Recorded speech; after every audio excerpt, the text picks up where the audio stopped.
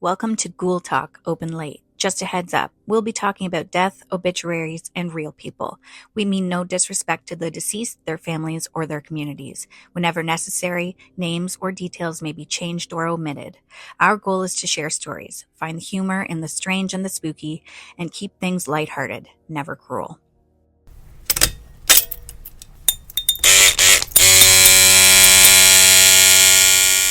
Welcome to Ghoul Talk Open Late, the podcast where we turn the lights down low and then immediately regret it because we both watched too many horror movies as kids.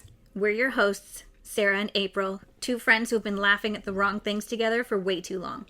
Like candlelit farewells and haunted house tours, and basically every time we should have just kept quiet. This is where true crime crashes into ghost stories. And where history gets creepy, obituaries get feral, and Darwin Award winners get the spotlight they didn't know they signed up for. We'll cover haunted houses, urban legends, and small town mysteries.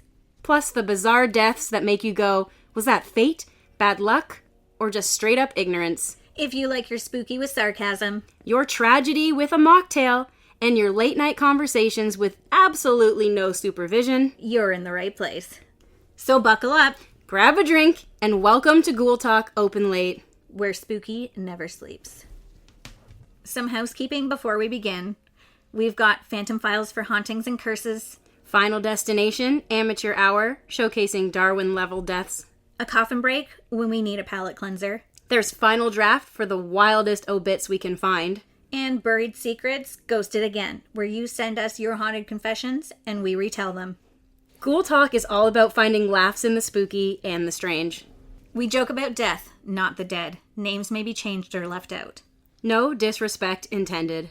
So, April, I have something really important to ask you. Okay, what's that? What'd you bring me for snacks? Ooh, I brought you some top-of-the-line Dollarama popcorn. Nice. And what did you bring? I brought Rockets because I know you love them. A Charleston Chew because you've never had one. I've never even heard of them. And this giant bucket of cheese balls.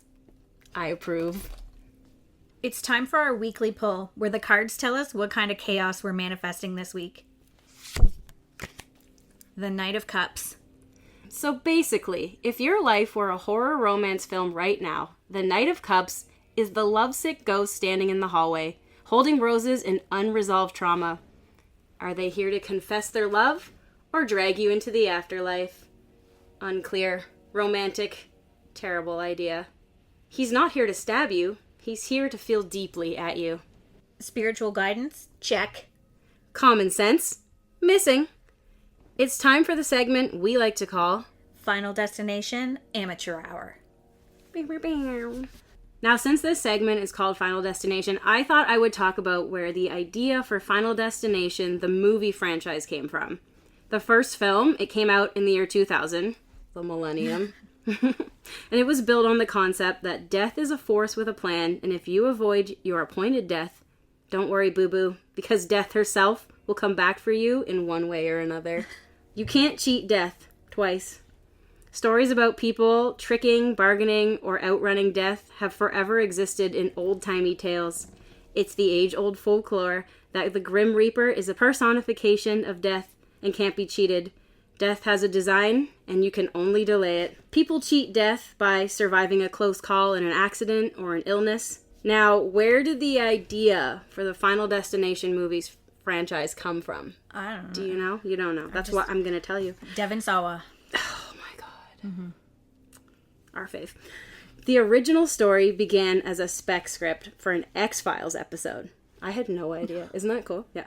So, by Jeffrey Reddick in the late 90s. Best time to be alive. Called Flight 180, about a plane explosion and survivors being killed off afterward. New Line Cinema liked it enough to adapt it into a feature film that James Wong and Glenn Morgan, who were veteran X-Files writers, rewrote and directed. Huh.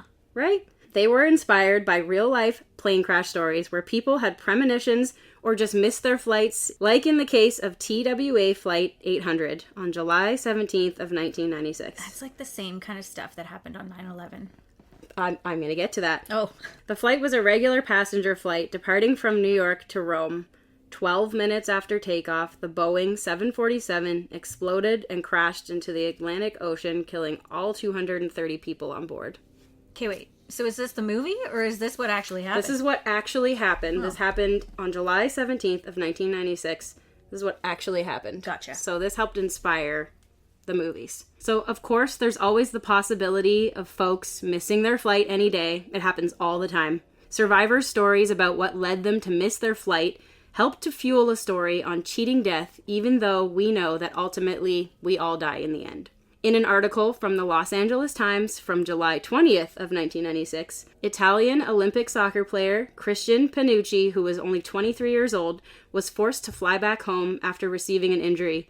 His baggage was lost, and instead of boarding the doomed TWA Flight 800, he was redirected to a different flight later that day, which would save his life. Imagine knowing that you quite literally escaped death. He went on to have a great career, and he's still alive today. From allthat'sinteresting.com, OG frontman of Lynyrd Skynyrd, Ronnie Van Zant, had premonitions about dying before the age of 30. On October 20th, 1977, exactly 87 days before his 30th birthday, a plane carrying the band and crew members crashes, and Van Zant dies along with other members of the band, but there were some survivors. 9/11, as we talked about before, of course, that happened after Final Destination franchise began, but there are several stories of those who held a ticket for one of the flights that never made it home. Like Mark Wahlberg, who had a ticket for American Airlines Flight 11, but decided to cancel his ticket a week prior to go to Toronto instead. Isn't that crazy? Right? Seth MacFarlane, did you know that? No. For the same flight, so the American Airlines Flight 11, he was hungover, overslept, and was given the wrong departure time by his travel agent. Missed the flight by 15 minutes. Saved his life. Jeepers. Yeah. I missed a flight once and decided there must be a reason why. Couldn't possibly just be because I suck. Maybe I would have had to sit next to a smelly person. I don't know. The plane didn't crash that I missed, but I missed it. Here's another interesting one. Violet Jessup. She was a stewardess. This is really cool. You'll love this. She was a stewardess who survived 3 ship disasters. The Olympic crash in 1911, the Titanic sinking in 1912, and the Britannic sinking in 1916. Cheating death multiple times. She cheated death multiple times. She lived to be 83 years old, passing away in 1971. Oh, and she actually went back to work at sea in 1920. So she wasn't even done after that. This is an interesting excerpt I found from Wikipedia that I want to read, mostly because we're obsessed with Titanic, so I just have to read this. Jessup boarded Titanic as a stewardess on April 10th of 1912 at the age of 24. 4 days later, on April 14th, it struck an iceberg in the North Atlantic and sank 2 hours and 40 minutes after the collision. Jessup described in her memoirs how she was ordered up on deck to serve as an example to behave for the non-English speakers who would not follow instructions given to them. She watched as the crew loaded the lifeboats. She was later ordered into lifeboat 16, and as the boat was being lowered, Titanic's 6th officer, James Paul Moody, gave her a baby to look after. The next morning, Jessup and the rest of the survivors were rescued by the RMS Carpathia and taken to New York City on April 18th. According to Jessup, while aboard Carpathia, a woman, presumably the baby's mother, grabbed the baby she was holding and ran off crying without saying a word. After arriving in New York City, she later returned to Southampton. Okay, wait. Did she just steal a baby? And then, the woman on the Carpathia may have stolen a baby. That part I actually don't know much about. Okay. She may have stolen a baby, but the baby was saved, I guess, is the bottom line here. Yeah, baby's alive. Baby might have ended up with a different name. I don't know. But I thought it was kind of cool. But it gets weirder than that. So, get this. So, Violet's at home. She's retired. And she's just chilling at home. One day she gets a call, and it's somebody asking if she saved a baby from the Titanic, and she said yes. And the person on the phone said that she was that baby. Aww. Doesn't that give you chills? No. Yeah. So I thought that was good. We only know from her storytelling. We don't know anything more about that. If it's a lie, I don't care. I choose to believe that it was true. So we gotta believe there's some good in the world. Yeah, and we're obsessed with Titanic, so I thought that was a good story to tell. Okay.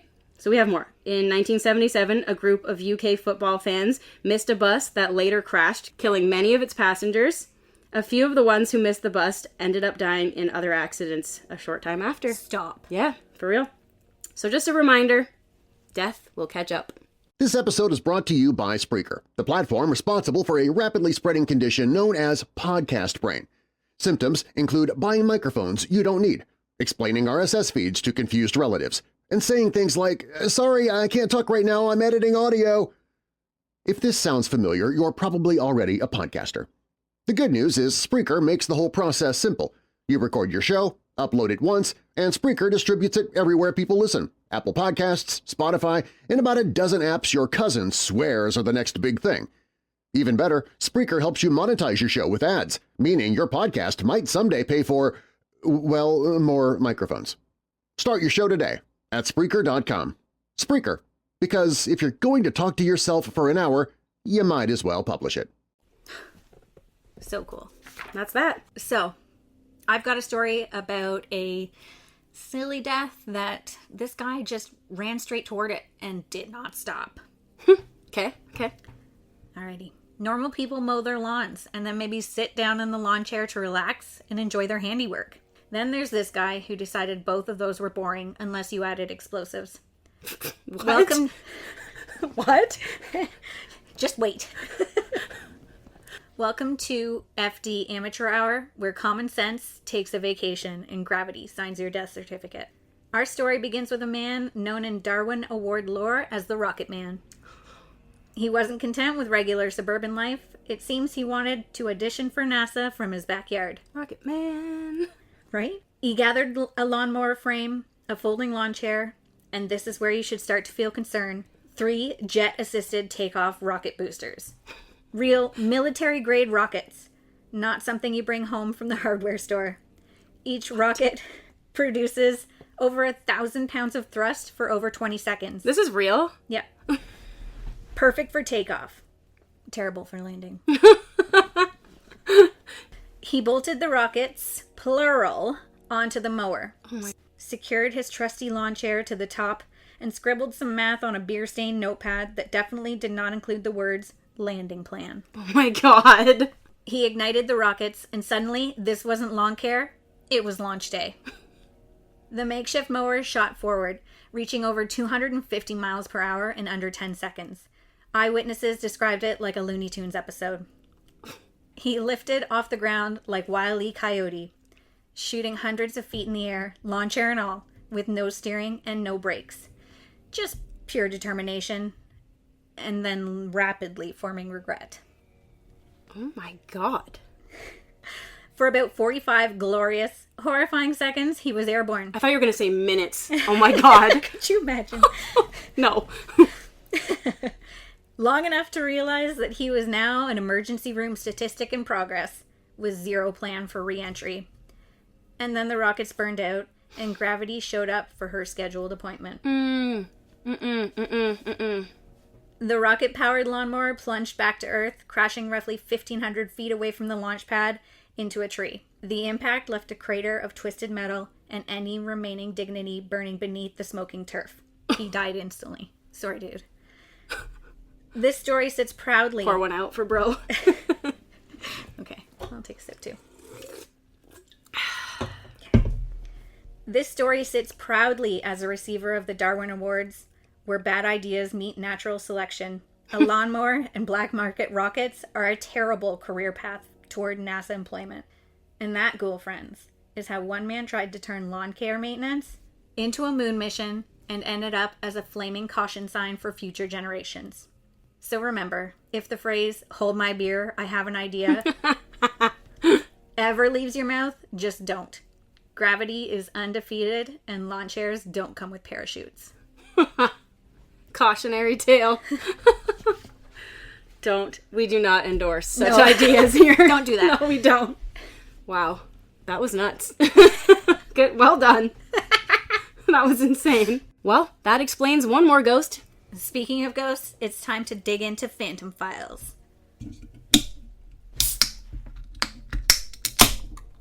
We need to crack a beer for this one. Okay, let's get into Villisca. 8 Iowa persons slain with an axe while they sleep. That was the headline printed across papers on June 10th, 1912.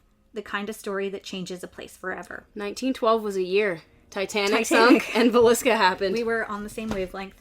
Villisca, Iowa. Population maybe 2,500.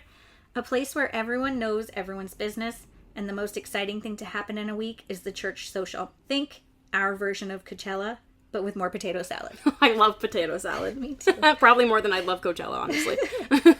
That Sunday, June 9th, Josiah and Sarah Moore, well-liked, church-going, model citizens, took their 4 kids to the Presbyterian Church for Children's Day. They were also joined by 2 more children, Lena and Ina Stillinger. Lena and Ina? Give me a second. I don't know. It's Ina? I like what you just said, because you can't make this up. Yeah, Ina. They got special permission to sleep over.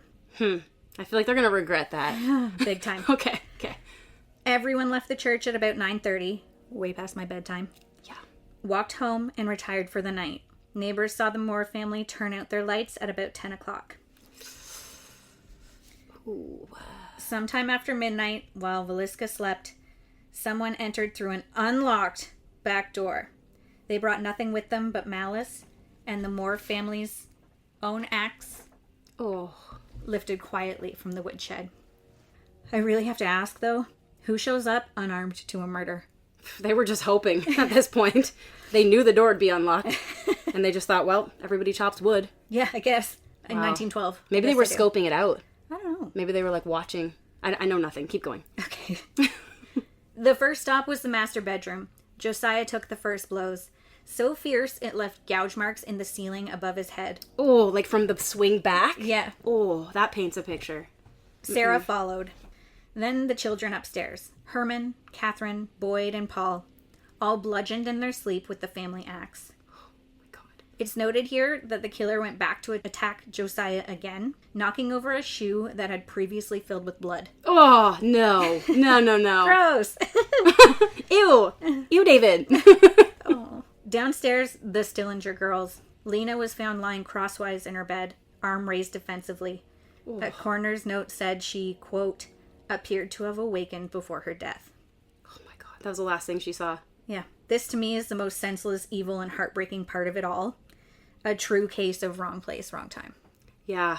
At around 7:30 in the morning, neighbor Mary Peckham noticed the Moore house was eerily still. No kids, no chores, no sound. The nosy neighbor ran over and knocked on the door. Nothing. She called Josiah's brother Ross, who used a spare key, because the door had been locked from the inside. Ooh. Did I forget to mention that? I just got full body chills. Don't go in there, boys, warned the town doctor when the scene was being processed. Quote, you'll regret it until the last day of your life. Oh my gosh. The Moores and Lena and Nina were gone. 8 lives in a town this small. That's a quarter of the town meeting. Now, this is where things turn from horrifying to just plain bizarre. Oh my God, there's more? Yeah, it gets nuts. Oh my God. Every mirror in the house was covered. Windows were blocked with clothing. Huh? Did you hear that? I don't know what that was. We're keeping that in. Yeah. Chills. Quote, bedclothes were drawn over every face. The oil lamp wick was turned down low, but still lighting the way, as if the killer did not want to be seen. In the early 1900s rural culture, superstition said that a mirror could trap the soul of the newly dead. Mm-hmm. Was this remorse, a sign of shame, or a ritual in the making? I have chills. I hate this. I love it, but I hate it. On the kitchen table, a bowl of pinkish water, as if the murderer had calmly washed up after the attack.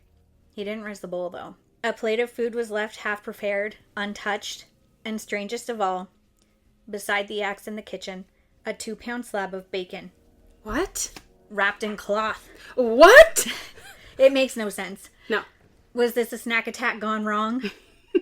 Your guess is as good as anyone's. Speaking of snacks. So, suspects. There were plenty. First came Reverend George Kelly, a traveling preacher who led the church service that night. Kelly was an odd man known for his nervousness and voyeuristic habits. He left town on the early morning train and later wrote letters to the police Oh my God. describing details of the crime. Sent a carrier pigeon. Right. Probably. When questioned, he confessed Oh, okay. briefly and then recanted. Yeah, that sounds about right. He was actually tried twice and never convicted. Wow. Sign of the times. Right? Mm-hmm. Okay. Then came William Blackie Mansfield, a drifter accused of murdering his own family with an axe in 1914. It's so convenient. But there was never any proof he'd actually been to Villisca. Rumors of a murder-for-hire plot spread through the town with him at the center. He was never convicted for either crime. Others even pointed fingers at a local businessman who employed Josiah Frank Jones. Josiah worked for Jones Hardware before opening his own hardware franchise across the street. Cool. In a town that size, it's basically the 1912 version of unfriending a person to their face. Rude. In the end, no one was ever convicted. Quote, the murderer vanished as if the earth has swallowed him. And the house, it's still there. Now a tourist stop for ghost hunters and the morbidly curious. Oh. Yeah. Cold spots, footsteps, and whispers have been documented throughout the years. The Villisca Axe Murder House. Basically Airbnb for people who don't mind sharing a room with unresolved ghostly trauma and the occasional whispering spirit. So who did it? It's hard to say. I've got $5 on that creeper clergyman. Same. Well, thanks for that, Sarah. Want to hear about haunted dolls? No? Because I want to talk about haunted dolls. First of all, why dolls? Because dolls look human but aren't alive. Stop it. That's uncomfortable, right? They are linked with children, innocence, and family. They're such personal objects, making them great vessels for spirits. Oh my god. Okay. Now, in the early 2000s, people started selling haunted dolls on eBay with elaborate backstories like crying in the night, moving on their own, and bringing bad luck. This is awful. Oh. Many of these dolls came from thrift stores, estate sales, or auctions, and there are tons of cases that you can read about regarding haunted dolls. Like Peggy the doll, for instance, who was bought at a British antique shop, and the owner claimed it caused headaches, nightmares, and electronic malfunctions. It's been reported that even people who just looked at pictures of Peggy online felt sick. So, I don't know. Did you? Did you look at a picture? No, I did not. And I will not. Okay. So I say, Google at your own risk. Peggy the doll exists in Zach Bagans' museum in Vegas. And someday we're going to have to go more into Zach. Do you know Zach Bagans? No. Perfect. You guys might not either. We'll get into that in a future story. So, dolls that have ended up in thrift stores have often passed through multiple owners. Some are likely deceased. Creepy dolls are donated because families don't want them. Duh. Side note, my parents bought me this marionette doll when I was a kid, and it was a clown. So right off the bat, it was terrifying. I remember it had, like, Jean Levy eyebrows and purple hair. Oh. I can still see it to this day. Was it, like, wooden? It was. With, like, strings for arms? Yeah. Oh. Yeah. Whoa. Did you see that doll at my house? Were we friends then? The fact that you just said that, I feel like you saw this. When you said it, This episode is brought to you by Spreaker, the platform responsible for a rapidly spreading condition known as podcast brain. Symptoms include buying microphones you don't need, explaining RSS feeds to confused relatives, and saying things like, "Sorry, I can't talk right now, I'm editing audio." If this sounds familiar, you're probably already a podcaster. The good news is Spreaker makes the whole process simple. You record your show, upload it once, and Spreaker distributes it everywhere people listen. Apple Podcasts, Spotify, and about a dozen apps your cousin swears are the next big thing. Even better, Spreaker helps you monetize your show with ads, meaning your podcast might someday pay for, well, more microphones. Start your show today at Spreaker.com. Spreaker, because if you're going to talk to yourself for an hour, you might as well publish it. something popped into my head. I don't... Okay, but I remember the eyebrows too, so as soon as you know, yeah. I feel like you've seen this, because now that you're saying that... Back in grade 8? We were, okay, that was a thing, so great. It was creepy. I hated it so much that I hid it in my closet. But when I went to sleep at night, I knew it was in my closet, and it freaked me out, and I couldn't sleep, so one night I woke up, and I just threw it down the stairs, because I thought that would solve all my problems. Hey, bro! I have no idea where that doll ended up, but maybe in a thrift store. Probably. You probably know the story of Annabelle, the haunted doll. which I would be remiss if I did not mention, mainly due to the fact of the newest update regarding Miss Annabelle. Mm-hmm. Annabelle the doll belonged to Ed and Lorraine Warren, who were paranormal investigators who were big in the 70s. Annabelle was one of many haunted objects residing in their museum, which we can dive into further another time. Maybe we do that and like Zach Baggins in an episode together. Okay. Anyways, paranormal investigator Dan Rivera suddenly died this year while out on tour with the Annabelle doll.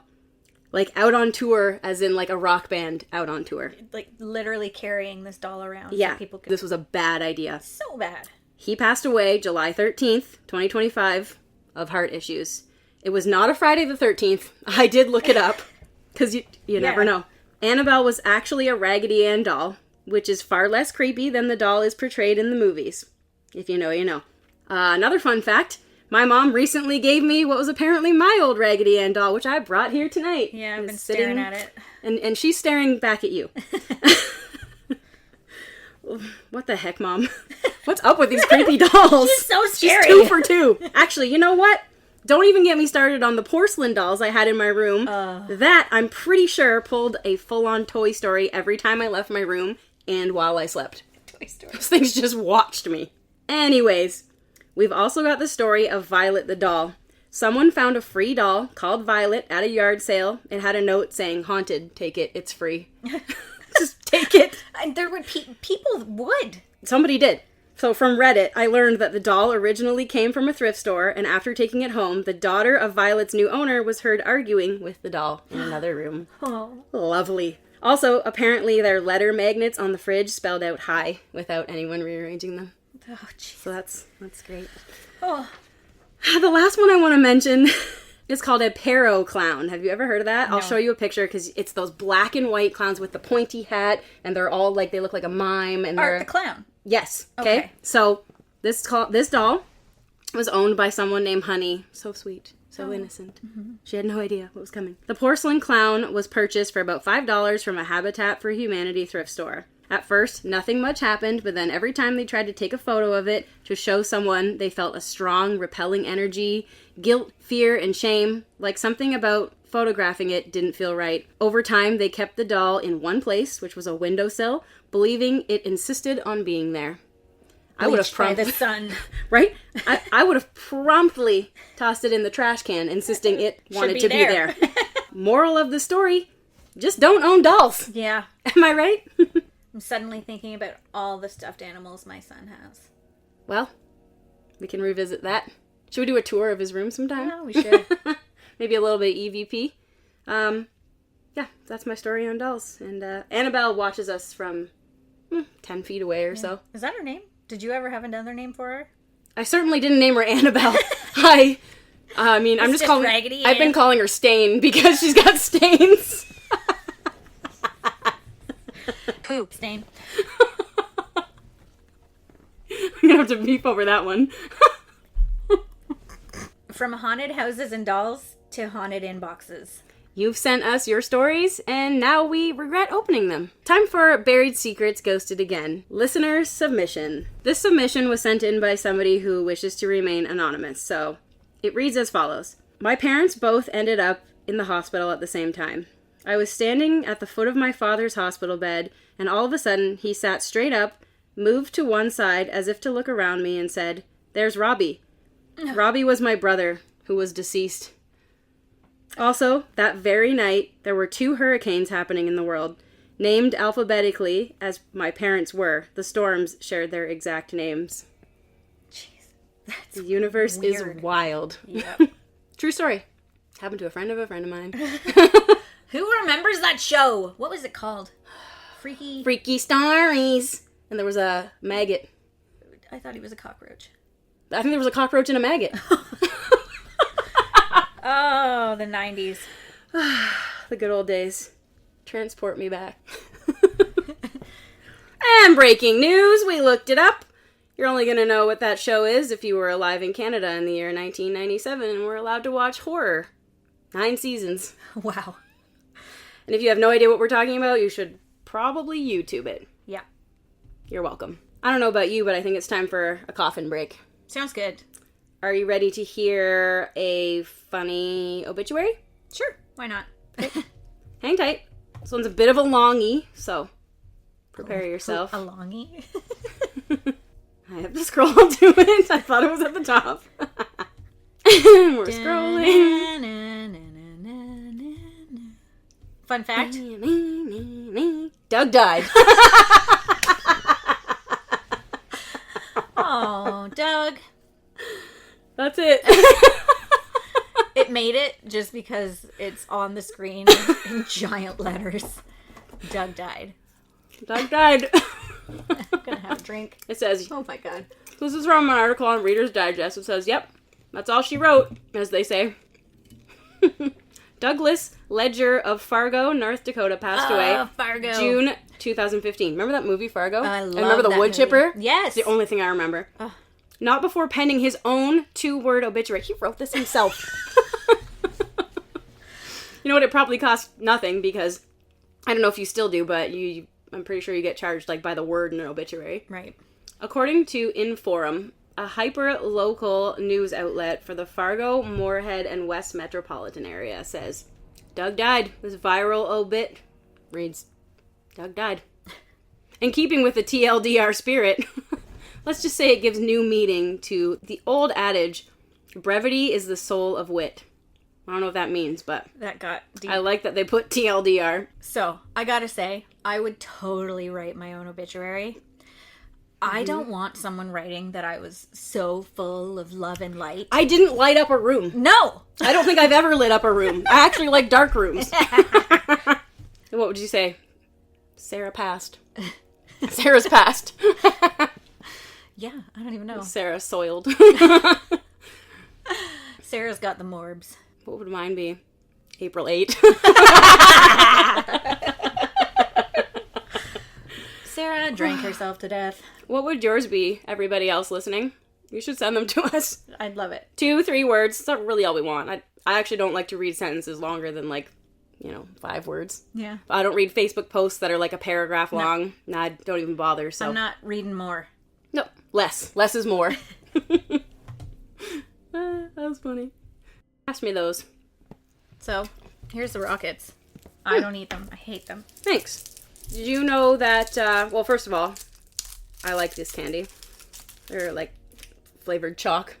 Well, I like it for some reason. But, again, you may also not have a clue what this is if you don't live in Canada, because did you know that in the United States, and I don't actually know if this matters anywhere else in the world, but we should probably find that out. Mm-hmm. But in the U.S., these are called Smarties. I also hate Smarties. Right? We have Smarties here. Now, so what do they call Smartie? Right. What are Smarties to them? Do they have Smarties? Or is it just M&M? Listeners, let us know. Yeah. We could Google it, but we don't want to. Maybe we'll post a picture in the episode post for this on our Instagram. We'll post a picture of what our rockets are. And maybe you guys could send us pictures of like what your Smartie is? What you call Smarties, yeah. And do you have M&Ms and Smarties? Like, I've been to New York in the M&M store. Me too! Oh my god! It's fantastic. Those green M&Ms that are mint are my favorite. Oh. I feel like you don't like those. No, I do Yeah, not. that makes sense. I love them. I totally forgot those existed. I'm a big fan of the peanut butter one. I don't like regular. I like the peanuts. Sorry, what? Like, do you mean like the peanut guy with like the top hat? I like the M&Ms with the peanuts in them. That's what I said! You said peanut butter! There's both! They both exist. So which is it? Oh, it's definitely the peanut butter ones. I said peanuts. My brain just like stopped working. Guys, it's late. You know what? We should have set the scene where we didn't actually plan, but it turns out it's a spooky, rainy, dark, creepy October night in Canada where we live. Power's been flickering. Yeah, power flickered. We're in a trailer. Oh, yeah. It's not camping season anymore. No. Not for the week, at least. This is the quietest place we had. And, the Ghoul bus. yeah, the Ghoul bus. As I eat my Reese's. I'm gonna try some of that Charleston Chew. Yeah. Do you guys know what that is? Yeah, does the U.S. know what this is? Where's it made? Charleston? Oh my god. Texas. I'm going to say Texas. Let's look. Oh, Tootsie Roll? That makes me like it less, to be honest with you. Yeah, I'm not a big I fan. hate Tootsie Rolls. What about you guys? Do you like Tootsie Rolls? Where's this made? I want to say it's like Charleston, Texas. Is that a place? Peanut free. Oh, that's good. Oh, Chicago. Oh, I see a Chicago, Illinois. What did you say? Texas. Texas, and it says Charleston on it. This is very confusing. This is confusing. Thank you, Megan, for introducing me to the Charleston Chew. It is good. Yeah. Let's all listen to her chew. ASMR. I'm gonna get more views on TikTok from this. Yeah. Let's take a picture of our Charleston Chew wrapper. We'd love to be sponsored, by the way. Oh my god, if Charleston Chew wants to sponsor us, this is my new favorite candy bar. Also, Michelob Ultra. Those aren't bad. Yeah. I'm drinking a local brew myself. Good job. Good job. So if you've made it this far, congratulations. You've survived episode 1. We'll be back in 2 weeks with more ghosts, ghouls, and questionable life choices. Thanks for joining us under the neon glow. Ghoul friends, this has been Ghoul Talk, open late. April, would you get that light? Sure, friend. Got a creepy, funny, or downright ridiculous story of your own? Send it our way. We love sharing listener tales. And remember, we can keep names anonymous if you like. Drop your story to gtopenlate@gmail.com and you might just hear it on Ghoul Talk, Open Late.